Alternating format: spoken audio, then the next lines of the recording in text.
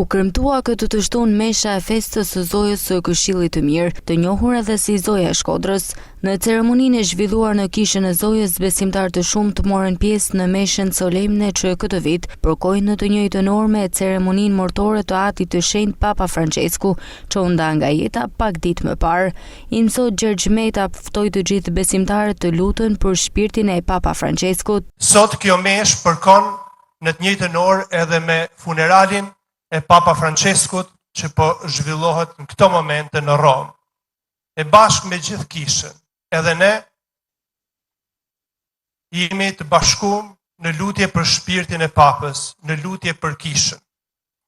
E këtu du të përshëndes edhe të ngarkumin me punë të Selisë së Shenjtë dhe t'i shpreh atij ngushëllimit e krejt kishës tonë, Monsignor Jonucit, i cili është këtu me ne, e t'i shprehim afërsinë tonë për vdekjen e Papa Francesku. Për i peshqvin e sapës si Zot Simon Kulli, dita e sotme përkonte me 25 vjetorin e shugurimit të tij, i pari pas rënjes së regjimit komunist. Në fjalën e tij, i peshqvi vuri theksin tek lartësimi i vlerave të familjes.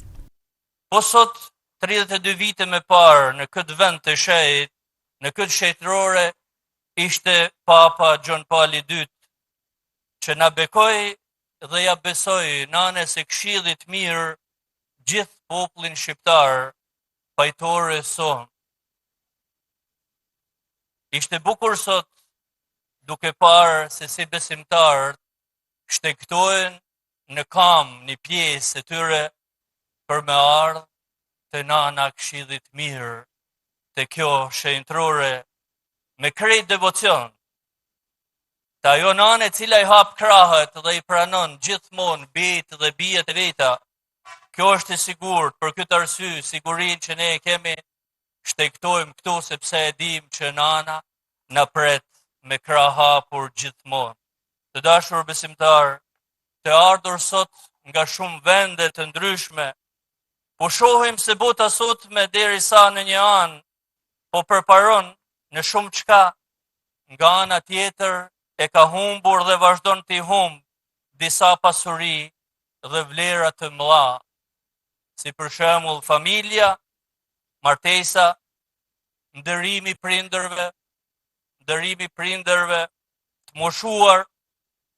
Shtrohet një pyetje, ku po shkon bota sotme në këtë mënyrë?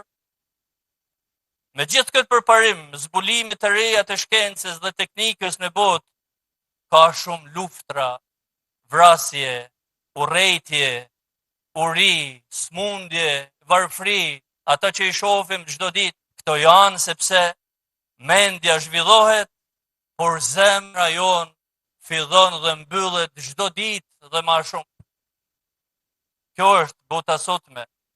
Sot kemi më shumë nevojë se sa kurrë për energji shpirtërore, për energji vëllazërore mes njëri tjetrit, për shumë dashuri ndaj Zotit dhe ndaj njëri tjetrit. Zemra pa Zotin mbetet të mbyllur, mbetet gjithmonë në errësirë. Ai që mbeten